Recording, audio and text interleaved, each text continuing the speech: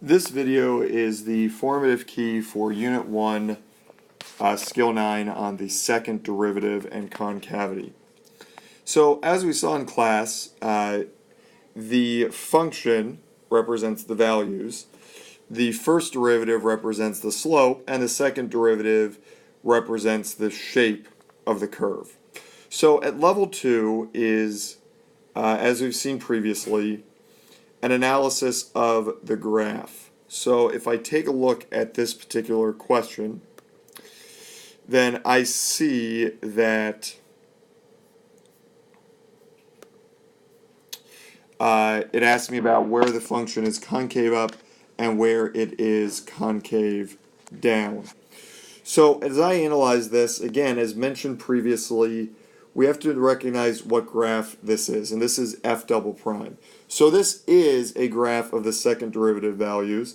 Therefore, we are concave up, wherever this graph is positive. So in this case, that's from -1 to 1.5. And concave down, wherever this graph is negative, which appears to be -3 to -1. And again, from 1.5 to 5. At level 3, it asks us a analytic question. It wants us to analyze the function in question here using the calculus, and it asks us a whole litany of questions: increasing, decreasing, concave up, concave down, relative min, relative max, points of inflection, etc.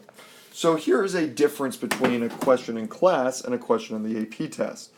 In class, we'll ask you to do all of this in one nice package.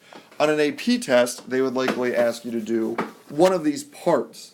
Again, we have a little bit more time in class.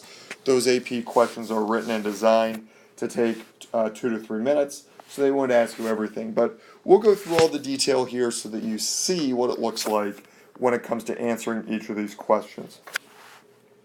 So what I know at first is increasing, decreasing, and relative min and relative max are first derivative questions, and concave up and concave down and points of inflection are second derivative questions. In both cases, I'm going to set the first and second derivatives equal to 0. I'm going to solve. When I do that up top, I get x squared equals 1. So x equals plus or minus 1. And when I set the second derivative, I get x equals 0. Okie doke. So now I'm going to set up two number lines and label each of them, one on top of the other, one for f prime, and the other one for f double prime. And I'll keep all the numbers lined up, and you'll see exactly why at the end I'm doing that. The reason I'm putting the f prime and f double prime is to remind myself what these number lines represent, and therefore what values I should be plugging into respectively. So, if I want to answer those increasing and decreasing questions, I'm going to analyze f prime. So I'm going to look at, say, f prime of 0. That's nice and easy. And f prime of 0 equals -3. That's a negative number, so that interval is decreasing. Then I'll look at f prime of 2, which is going to be 12 minus 3, or 9.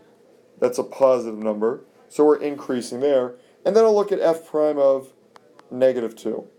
As mentioned in class, I can look at any number within that interval, so I'm going to choose those numbers that are easiest. So I can see the following. I have a, and I'll do this in black, I have a min here at x equals 1, because I'm going from decreasing to increasing. I have a max here at -1, because I'm going from increasing to decreasing. So relative min at x equals 1, relative max at x equals -1, increasing on the intervals from -infinity to -1, and again from 1 to infinity.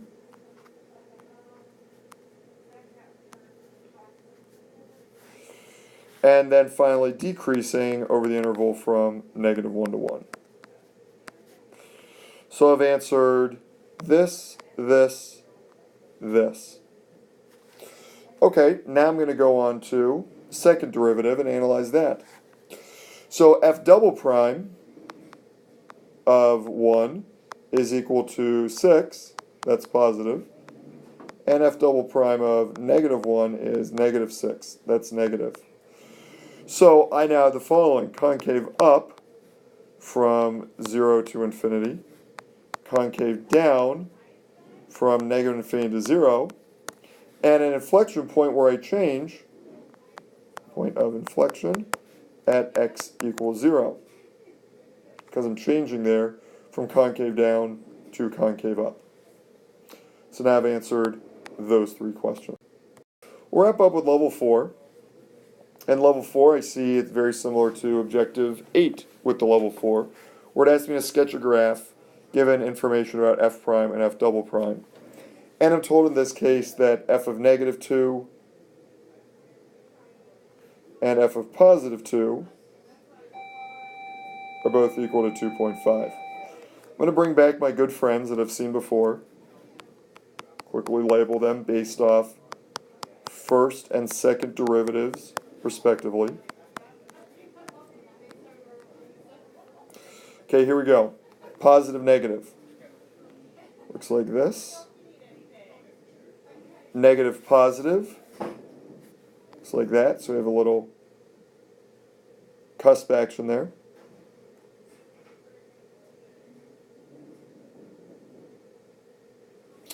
Oops, made a little mistake there. Negative 5 to negative 3. Got that going on to 2, negative 2. Negative 2 to 0 is, again, plus minus. So I have another cusp going on there. 0 to 2 is positive, positive. Looks like that. 2 to 4 is positive, negative. It's going to look like that. And 4 to 5 is negative, negative. It'll look like that, respectively. So there's, again, an example of a graph that fits these criterion.